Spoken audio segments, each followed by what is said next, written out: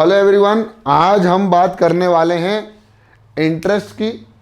Interest क्या होता है, इंटरेस्ट का शाब्दिक अर्थ क्या है, इंटरेस्ट कितने प्रकार के होते हैं और वो प्रकार के होते हैं तो वो कौन कौन से होते हैं और उनको कैसे फाइंड आउट करते हैं और उनको कैलकुलेट कैसे करते हैं, और बहुत सारी बातें हमको करनी है आज की क्लास में। तो शुरू करते हैं बिना देरी किए।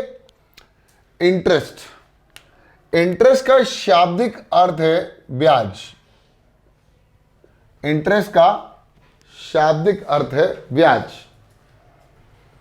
ब्याज का मतलब इंटरेस्ट, और एक्चुअली इंटरेस्ट जो होता है वो शाब्दिक अर्थ देखा जाए तो पसंद होती है किसी चीज की। कोई चीज, किसी चीज में इंटरेस्टेड है, कोई व्यक्ति किसी चीज को पसंद करता है तो वो इंटरेस्टेड होता है। लेकिन हम बात करने वाले हैं इकोनॉमिक्स के अंदर इंटरेस्ट की बात। इकोनॉमिक्स मतलब रिलेटेड टू मनी। और जब भी हम related to money, interest as a word, as a meaning हम बात करें जो कि पैसों से रिलेटेड हो, तो उसका मतलब होता है हिंदी में ब्याज। अब इसको ब्याज क्यों बोला जाता है, क्या है वो बात की बात है। पहले समझो कि इंटरेस्ट होता क्या है। अभी समझ में आ गया ना, ब्याज बोलते हैं और जो कि रिलेटेड होता है मनी के। अब सीन ये हुआ कि आपको ये तो पता ही है कि जैसे जैसे दुनिया आगे बढ़ रही है इन द सेंस दुनिया कैसे आगे बढ़ रही है वो बता रहा हूं। जैसे जैसे आप देख रहे हो कि आपके जीवन में कुछ परिवर्तन आता है। मैं बताता हूं किस तरह का परिवर्तन आता है। जैसे आप देख रहे थे आज से 3 साल पहले, 2 साल पहले पेट्रोल के प्राइसेस 70 रुपए प्रति लीटर थे, पर लीटर थे। लेकिन आफ्टर कोरोना यही आज की स्थिति 115 रुपए प्रति लीटर, यानी पर लीटर 115 रुपए बिक रहा है। तो ये वृद्धि हुई, पर लीटर पेट्रोल की वृद्धि हुई। वृद्धि मतलब इंक्रीज हुआ पैसा, या पर लीटर उसकी जो कॉस्ट था वो बढ़ा। सेम चीज हर चीज के साथ हुई। समय के अनुसार चीजें महंगी होती गईं, और उसी महंगाई को कहा जाता है इन्फ्लेशन, और उसी के दर को कहा जाता है, यानी इन्फ्लेशन परसेंटेज की बात करें तो कहा जाता है इन्फ्लेशन रेट। क्या कहा जाता है? Inflation rate. इन्फ्लेशन का मतलब होता है महंगाई। जैसे आज से 20 साल पहले, मैं बताना चाहूंगा आपको, 20 साल पहले जो मार्केट की स्थिति थी उसमें हम लोग 5 रुपए में भी बहुत अच्छी से अच्छी चॉकलेट खा सकते थे। 5 रुपए में अच्छी से अच्छी चॉकलेट हम खा लेते थे 20 साल पहले। लेकिन 20 साल के बाद आज की स्थिति में देखो, हम 50 रुपए में भी अच्छी चॉकलेट नहीं खा पा रहे हैं। इसको थोड़ा सा और डेप्थ में समझते हैं। 20 साल पहले मेरे पापा की जो इनकम थी वो थोड़ी कम थी एज कंपेयर टू आज की तारीख में। आज जो इनकम है वो थोड़ी सी बड़ी है, ऑब्वियसली बड़ी है। चीज़ें महंगी हुई है तो इनकम में भी ग्रोथ हुई है, लेकिन चीज़ें महंगी भी हुई हैं। इसलिए इनकम जो पहले थी वो जो कम थी, उससे भी हमारा घर, हमारे एक्सपेंसेस पूरे हो रहे थे।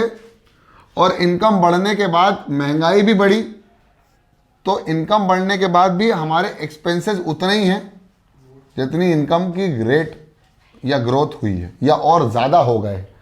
तो पहले हम कुछ सेव कर लेते थे, लेकिन आज हम सेविंग के नाम पे ज़ीरो सेव कर रहे हैं। क्या सेव कर रहे हैं? ज़ीरो।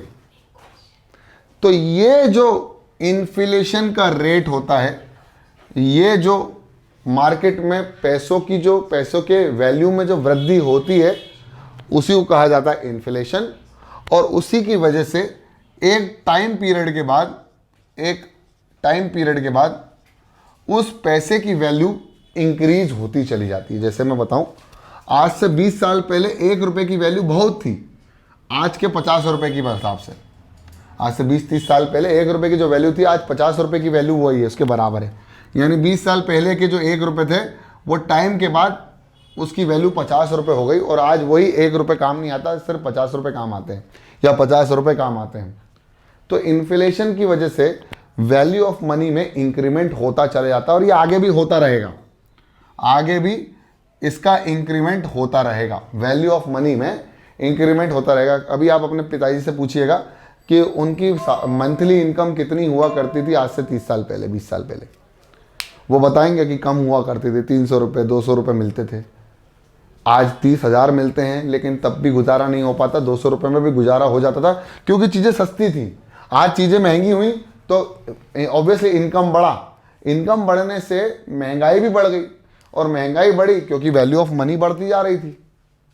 महंगाई का अलग एक तरीका भी होता है, लेकिन इसको महंगाई की तरह से समझोगे तो ज़्यादा रिलेटेबल होगा। हाँ, आप पूछो दरअसल, क्या पूछना चाहते हो? सर मैं कह रहा था कि ऐसी कोई और चीज है जो जिसके समय के साथ वृद्धि की बजाय कम होता है? एक मिनट फिर से पूछो। सर ऐसी कोई और भी चीज है जो समय के साथ उसका रेट भी कम होता है? हाँ, है ना, है।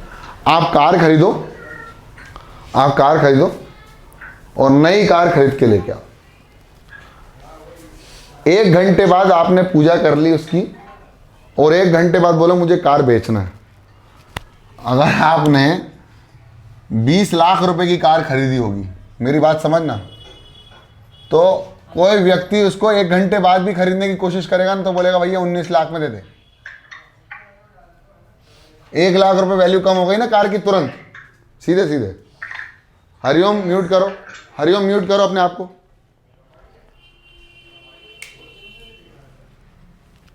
तो वैल्यू भी इसको क्या कहेंगे सर? जैसे आपने कहा कि वो इस समय के साथ बढ़ता रेट, तो उसको इन्फ्लेशन रेट कहा जाता है, लेकिन इसको क्या कहेंगे? इसको उल्टा कहेंगे, रेसिप्रोकल ऑफ इन्फ्लेशन। इसका कोई नाम नहीं है, लेकिन मैं बताऊं ज़्यादातर प्रॉब्लम इन्फ्लेशन की वजह से ही होती है। ज़्यादातर प्रॉब्लम हमारी इन्फ्लेशन की वजह से हुई। अगर इन्फ्लेशन नहीं होता ना, मतलब आज से 20 साल पहले 30 साल पहले जो पेट्रोल 40, 45 या 55 का मिलता था, मेरी बात समझना, वो आज भी मिलता और मेरी इनकम भी बढ़ जाती, तो मेरी सेविंग भी बढ़ जाती, और सेविंग बढ़ जाती तो मेरा देश अमीर हो जाता। लेकिन देश अमीर तो हो ही नहीं पा रहा ना। देश अमीर तभी होगा जब देश के लोग अमीर हो जाएंगे, या उनकी सेविंग्स इतनी हो जाएगी, उनकी ग्रोथ इतनी हो जाएगी। तो ये सब चीज़ें हैं, ये बहुत सारी चीज़ें हैं ऐसे इसको समझने के लिए। लेकिन अभी इतना समझो कि पैसों की वैल्यू बढ़ती है टाइम के साथ। इतना क्लियर हुआ? हाँ, नहीं लिखना नहीं है, इसको लिखना नहीं है। अब मैं तुमको जो समझाना चाहता हूँ, वो क्या समझाना चाहता हूँ वो देखो। मैं समझाना चाहता हूँ तुमको बहुत सही तरीके से। जैसे फॉर एग्जांपल, आज मैंने तुमको 500 रुपये दिए और तुमसे बोला कि ठीक है, तुम्हें कितने साल के लिए चाहिए? तुमने कहा हाँ यार भाई मुझे 500 रुपये दे दो, मुझे 8 साल के लिए 8 ईयर्स के लिए मुझे 500 रुपीज़ चाहिए। तो मैंने कहा ठीक है, तो 8 साल बाद भी मुझे तुम 500 रुपये वापस करोगे क्या? या 500 रुपये की वैल्यू, सुन तो लो, इंटरेस्ट क्यों लगेगा उसका कारण बता रहा हूँ। इंटरेस्ट लगेगा ये सबको पता है, लेकिन इंटरेस्ट क्यों लगेगा इसका कारण बता रहा हूँ आज लाइव। नहीं, एग्जैक्टली जो इन्फ्लेशन रेट था वो तो इंक्रीज हो गया ना, तो अब जो 500 रुपये की वैल्यू थी वो 500 रुपये नहीं रहा, थोड़ा ज़्यादा हो गया। वही इन्फ्लेशन रेट को ही बोलते हैं, हाँ उसी इन्फ्लेशन रेट को बोलते हैं रेट ऑफ इंटरेस्ट। क्या बोलते हैं? जिससे रेट इंक्रीज हो रहा है मनी का। तो भैया 500 रुपये है, तो अगले 8 साल बाद तो आप कुछ पैसा दोगे। तो उन्होंने कहा जो रेट ऑफ इंटरेस्ट है, वो पैसे का जो इंटरेस्ट है वो कितना है? 10% है। मतलब 10% की वृद्धि हो रही है हर साल। कितनी हो रही है? 10% की वृद्धि हो रही है, मतलब 10% वैल्यू इंक्रीज होती जा रही है मनी की हर साल। तो आप बोलोगे भाई 10% अगर इंक्रीज हो रहा है तो 10% ऑफ फिर से बता रहा हूँ, 10% ऑफ 500 एक साल बाद कितना हो जाएगा? तो 10% हो जाएगा बेटा 50 रुपीज। एक साल के बाद 50 रुपये हो जाएगी ना, वैल्यू बढ़ जाएगी, 50 रुपये वैल्यू बढ़ गई। तो 8 साल बाद कितना हो गया? तो 8 5 8 जा 40, तो ये हो गया 400। तो 400 वैल्यू बढ़ जाएगी। तो अब मुझे 8 साल बाद उसको कितना पैसा पे करना पड़ेगा? 900 रुपये देना पड़ेगा। इसका मतलब 10% के हिसाब से अगर रेट बढ़ता है तो 500 रुपये की वैल्यू कितनी हो जाएगी? 900 रुपये। अब 8 साल बाद 500 रुपये की वैल्यू अगर 900 रुपये हो जाती है तो बड़ी बात भी है। अभी 3 साल पहले 1 लीटर पेट्रोल की कॉस्ट 55 रुपये थी, आज 4 साल 3 साल बाद उसी 1 लीटर की कॉस्ट 115 रुपये हो गई है। तो कितनी वैल्यू बढ़ गई है? ये भाई बढ़ गई है 60 रुपये। 3 साल में ही 60 रुपये वैल्यू बढ़ गई ना पेट्रोल के कॉस्ट। तो ऐसे ही पैसों की वैल्यू बढ़ती जाती है और आपको इंटरेस्ट चुकाना पड़ता है। इंटरेस्ट का मतलब होता है the value of the money at which the rate, या फिर मैं कहूँ वो रेट जिससे वैल्यू ऑफ मनी इंक्रीज हो रही है और उससे समय के बाद उसकी वैल्यू आपको ज़्यादा पे करनी पड़ेगी। अब यही चीज़ होता है कि इसका उल्टा कर दो। अगर इंटरेस्ट की जगह इंटरेस्ट उल्टा चल रहा हो कि भाई हर साल उसकी वैल्यू डिक्रीज होती जा रही है। जैसे मैं बताऊं कि अगर आपने 20 लाख रुपए की कार खरीदी है, आपने 20 लाख रुपए की कार खरीदी, आपने 1 घंटे बाद बेचने की कोशिश करी तो आपको 20,000 रुपये कम में देना पड़ रही है। वहीं अगर 1 साल बाद बोलोगे तो 1 साल बाद आपको उसी गाड़ी को 14 लाख रुपए में बेचना पड़ेगा। फिर वही बोलोगे भाई 3 साल बाद बेचूँ तो 1 साल बाद 14 लाख और 3 साल बाद भाई आप बोलोगे भाई 10 लाख में बेच लो यार। 7 साल बाद आपने भाई 9 लाख रुपए दे दो भाई, क्योंकि इसका इंजन BS4 BS6 है जो भी है, इंजन की वैल्यू कम हो गई। आपने कहा भाई 10 साल बाद 15 साल बाद भाई कह ले 1 लाख रुपए में दे रहे हो तो दे दो, 4 टायर ही काम आएंगे मेरे। तो इस तरह से किसी भी चीज़ की वैल्यू इंक्रीज भी हो सकती है और किसी चीज़ की वैल्यू डिक्रीज भी हो सकती है, डिपेंडिंग अपॉन वो वैल्यू है क्या।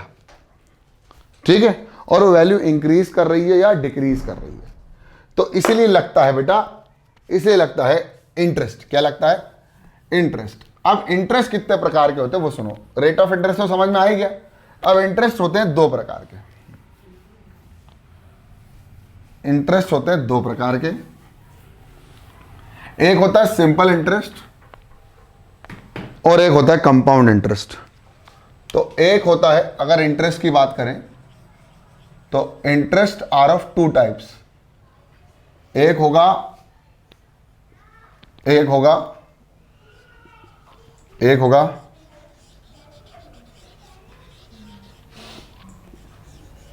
Simple interest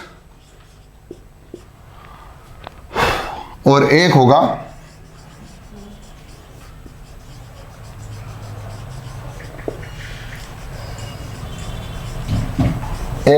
compound interest. अब आप बोलोगे सर सिंपल इंटरेस्ट और कंपाउंड इंटरेस्ट क्या सीन क्या है?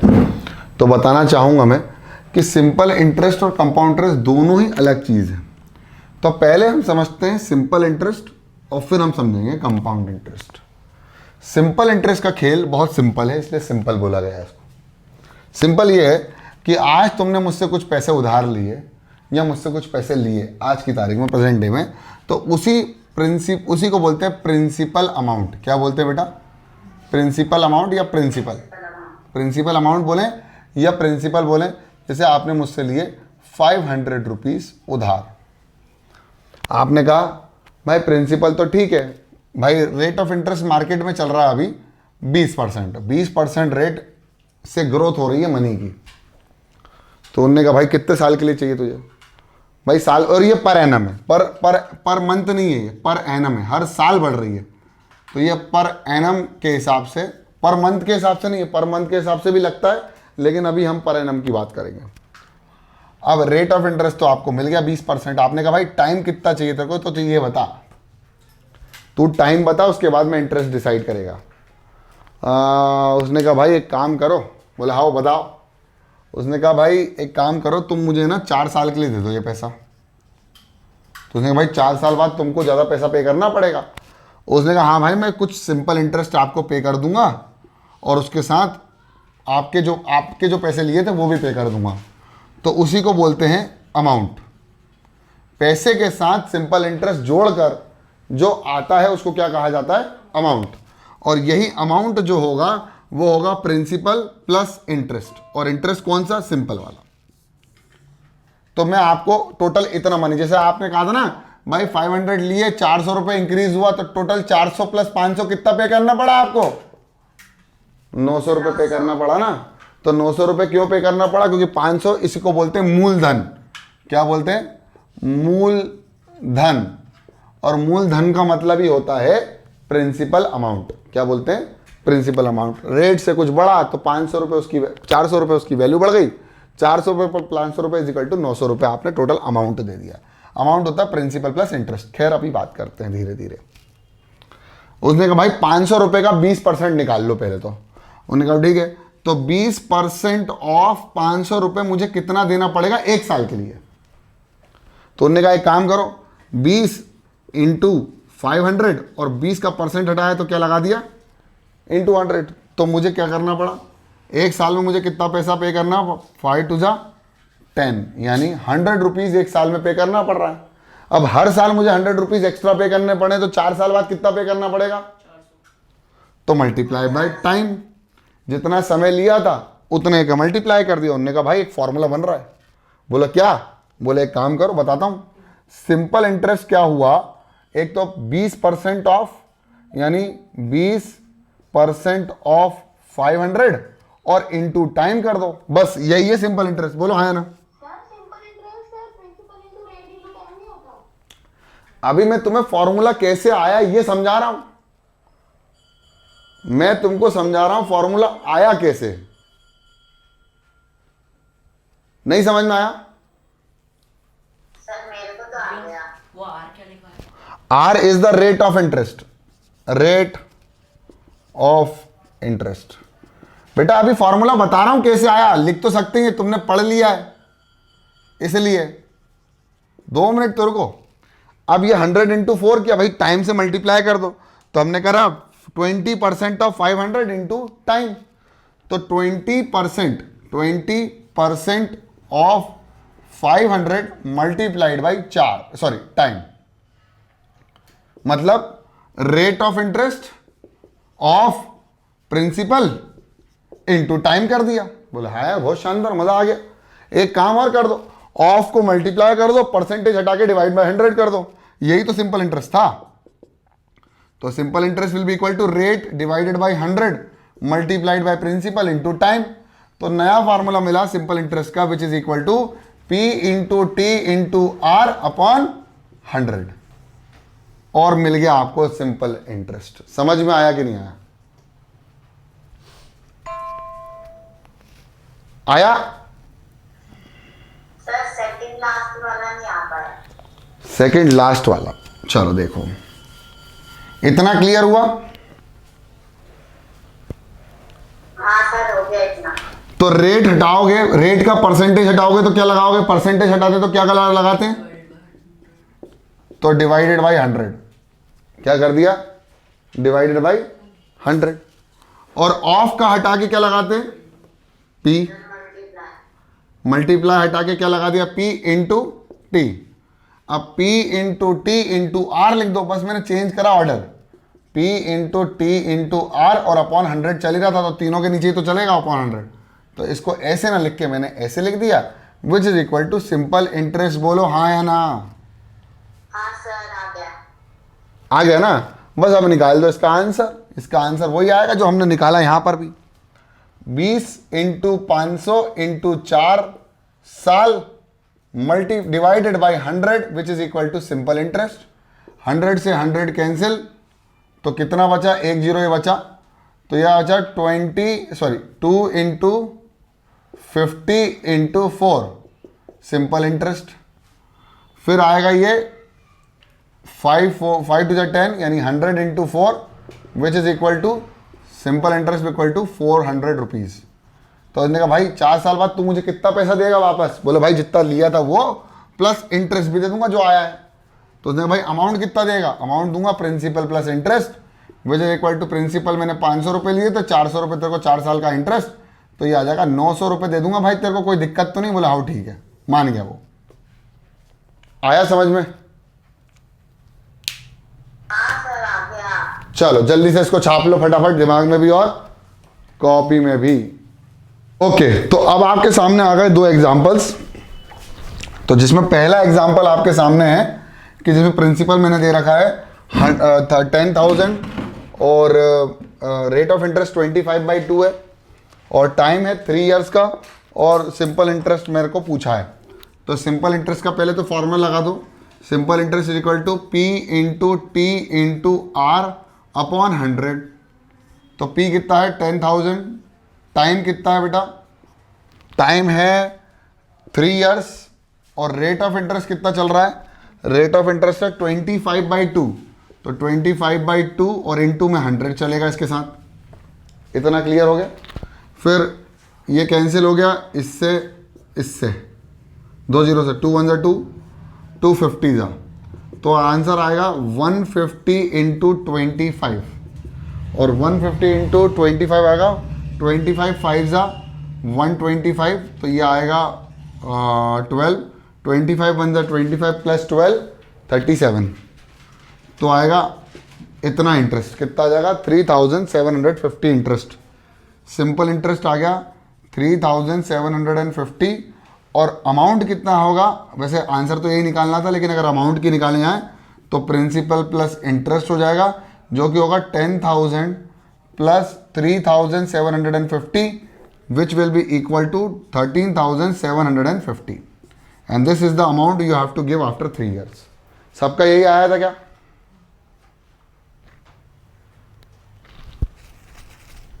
सर अमाउंट क्या है? अरे 10,000 उसमें प्लस कर दो तो आएगा 13,750। चलो अगला क्वेश्चन, अगला क्वेश्चन सिंपल है। प्रिंसिपल कितना दे रखा है 5,000, तो सिंपल इंटरेस्ट का फॉर्मूला क्या बनेगा 5,000 multiplied by 3 into 2 year 3 month. तो 2 साल तो लिख लिया, अब प्रॉब्लम यह है कि 3 मंथ को भी साल में कन्वर्ट करो, तो यहां पर दिक्कत ये आएगी। तो 2 ईयर प्लस 3 मंथ, अब 3 मंथ को ईयर में कन्वर्ट करो तो कितना आएगा, डिवाइड बाय 2, तो 3 1 जा 3, 3 4 जा 12, तो आएगा 2 होल 1/4।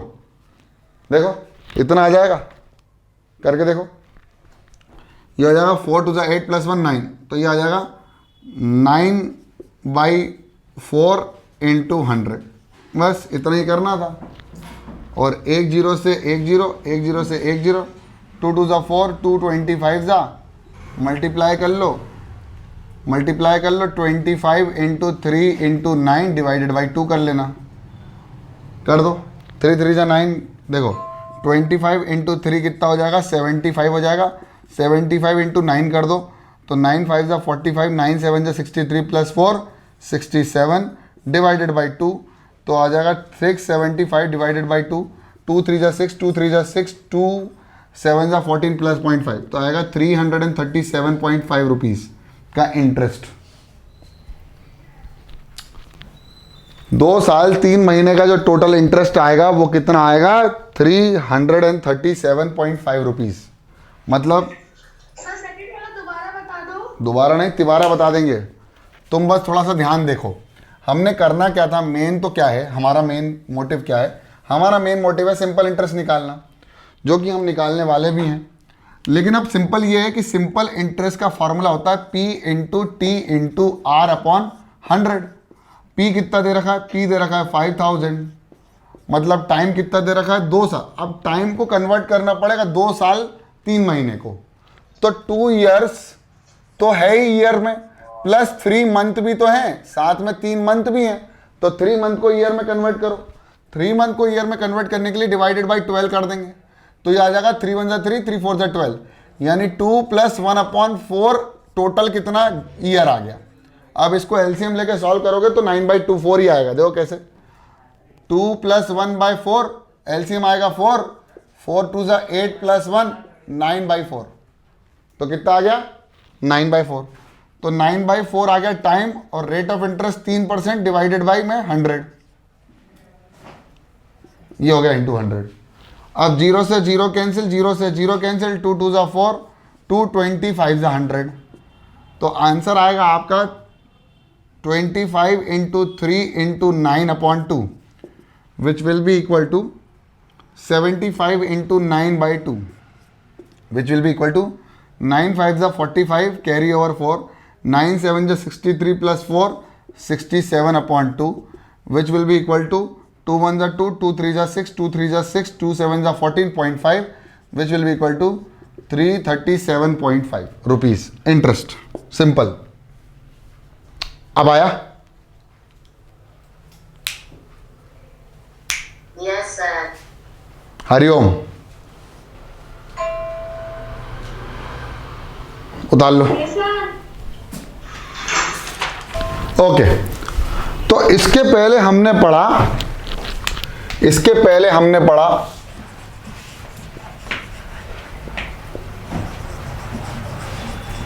सिंपल इंटरेस्ट, जो कि अपने आप में एक बहुत कर्री चीज है। फिर हम बात करने वाले हैं कंपाउंड की। तो कंपाउंड इंटरेस्ट दो शब्दों से मिलकर बना है, एक है कंपाउंड, एक है इंटरेस्ट। एक है कंपाउंड, एक है इंटरेस्ट।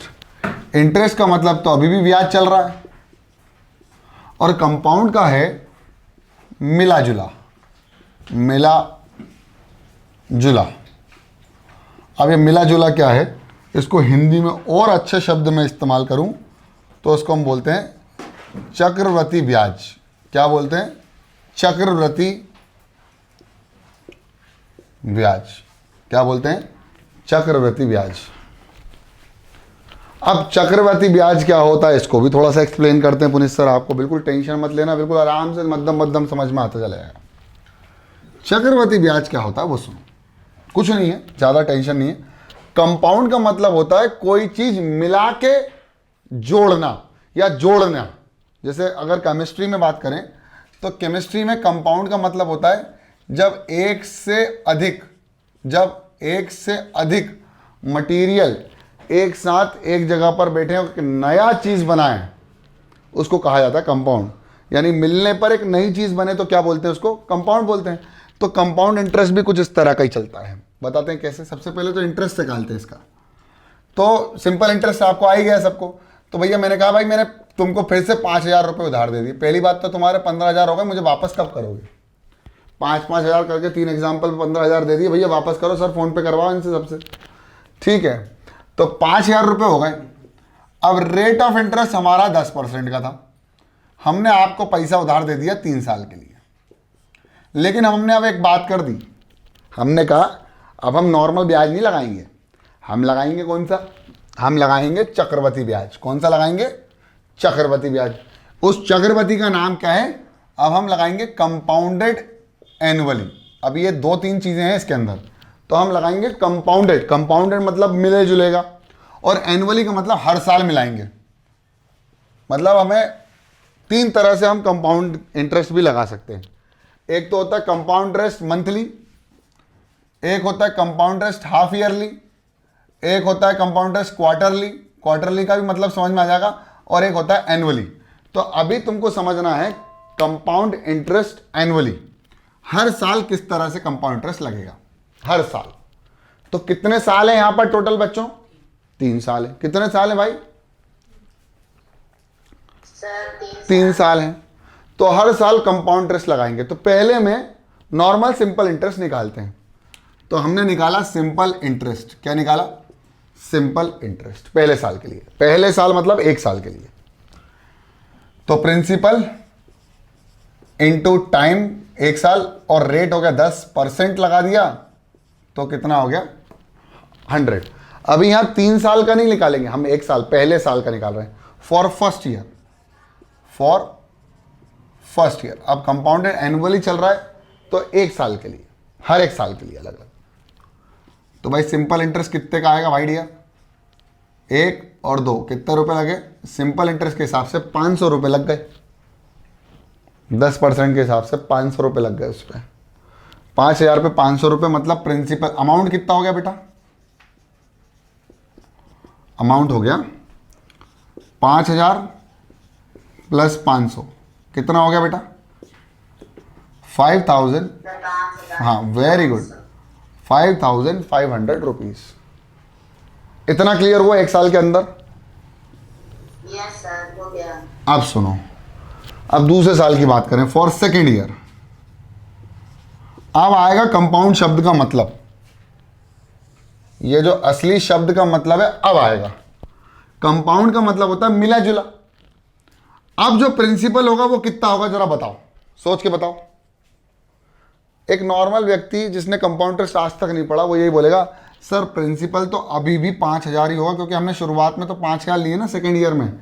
लेकिन बेटा कंपाउंड इंटरेस्ट की खूबसूरती है कि अब कंपाउंड प्रिंसिपल बनेगा, पहले तो उसका कंपाउंड इंटरेस्ट आएगा। तो कंपाउंड प्रिंसिपल वो प्रिंसिपल बनेगा अब जो पहले साल में जो आपने ब्याज कमाया है, आपने जो ब्याज कमाया है और आपका जो मूलधन था, मतलब एक्चुअली में जो आपका अमाउंट आया है एक साल के बाद, वही आपका सेकेंड ईयर के लिए क्या बन जाएगा? प्रिंसिपल। अबे प्रिंसिपल बनेगा बे पगले, कंपाउंड प्रिंसिपल बनेगा। क्या बनेगा? Compound principal. इंटरेस्ट तो अब आएगा ना। तो ये हो गया भाई, ये आ गया प्रिंसिपल कंपाउंड, ये आ गया कंपाउंड प्रिंसिपल। अब इस पे भी भाई रेट तो वही लगेगा, रेट में कोई चेंजेस नहीं आएंगे और समय में भी कोई चेंजेस नहीं आएंगे। पहले साल के बाद दूसरा साल आ गया, फिर ऐसा ही निकाल लो इसका। तो प्रिंसिपल 2 जीरो से 2 जीरो कैंसिल कर दिए, 550 रुपये और जोड़ दो। तो हम अब इसमें 550 रुपये और जोड़ देंगे। तो हम जब जोड़ेंगे तो हमें जो अमाउंट मिलेगा वो कितना मिलेगा? Amount will be equal to 5,500 plus 550। तो आएगा 0, फिर इसका भी आ जाएगा 0, नहीं सॉरी इसका आ जाएगा 5, इसका आ जाएगा 5, 5 और 5 कितना आ जाएगा 10, तो आ जाएगा 6,050 रुपये आपको। अब सेकेंड ईयर के अंत में आते आते आपको कितने मिल जाएंगे? 6,050। और आपका simple interest for second year कितना आया बेटा? 550। इतना क्लियर हुआ? हो गया सर। ठीक है। अब अगला साल हुआ फॉर थर्ड ईयर, फिर कंपाउंड इंटरेस्ट का नाम जस्टिफाई होगा। अब कंपाउंड इंटरेस्ट क्या होगा? जो तुम क्या हो गया? कोई बात नहीं, रिकॉर्ड हो रहा है, टेंशन मत ले, रिकॉर्डिंग भेज दी जाएगी आज तेरे को, तू परेशान मत हो, ठीक है। अब क्या है, अब सिंपल सी बात यह है कि अब जो तीसरे साल का जो मेरे पास प्रिंसिपल आएगा वो दूसरे साल के अंत तक जो प्रिंसिपल जो अमाउंट मिला, मतलब दूसरे साल के अंत में जो अमाउंट मिला या तो वो कर लो, या जो दूसरे साल का प्रिंसिपल था और जो इंटरेस्ट आया उन दोनों को ऐड करके अब मिक्स कंपाउंड प्रिंसिपल बनेगा। तो अब जो प्रिंसिपल बनेगा वो दूसरे साल के अंत तक का अमाउंट होगा, यानी कंपाउंड प्रिंसिपल, जो कि होगा 6050। अब हमारा रेट ऑफ इंटरेस्ट तो वही चलते हैं, तो आ जाएगा 10%, और हमारा समय भी अब एक साल ही रहेगा, क्योंकि हम थर्ड ईयर के लिए निकाल रहे हैं, एक साल का निकाल रहे हैं, क्योंकि कंपाउंडेड एनुअली है। तो अब जो ऐसा ही आएगा वो कितना आएगा माय डियर? वो आएगा 6,050 multiplied by 10 divided by 100 into 1। 2 zero से 2 जीरो कैंसिल, 605 रुपये ऐड कर दिए गए। और वही फिर अमाउंट जो मिला है आपको, वो जो मिला है 3 साल बाद जो अमाउंट मिलने वाला है, वो आपको मिलने वाला है 6050 प्लस 605, जो कि आएगा 5566। अमाउंट आ गया 6655 रुपीज़। 3 साल के बाद जो आपको अमाउंट मिला है वो कितना मिला है? 6655। आपने पैसा कितना उधार दिया था? 500। तो अब आपका कंपाउंड इंटरेस्ट क्या बनेगा? वो बनेगा amount minus principal after 3 years. तो अमाउंट कितना मिला आपको? 6655 माइनस प्रिंसिपल आपने कितना लिया था? 5000। तो आपका आंसर आएगा 1655 कंपाउंड इंटरेस्ट। या तो ऐसे निकाल लो या सारे सिंपल इंटरेस्ट को प्लस कर दो, पहले 500 फिर 550 फिर 605, सबको प्लस कर दो तो कंपाउंड इंटरेस्ट भी आ जाएगा। 500 550 और 605, 5 5 16। छाप लो।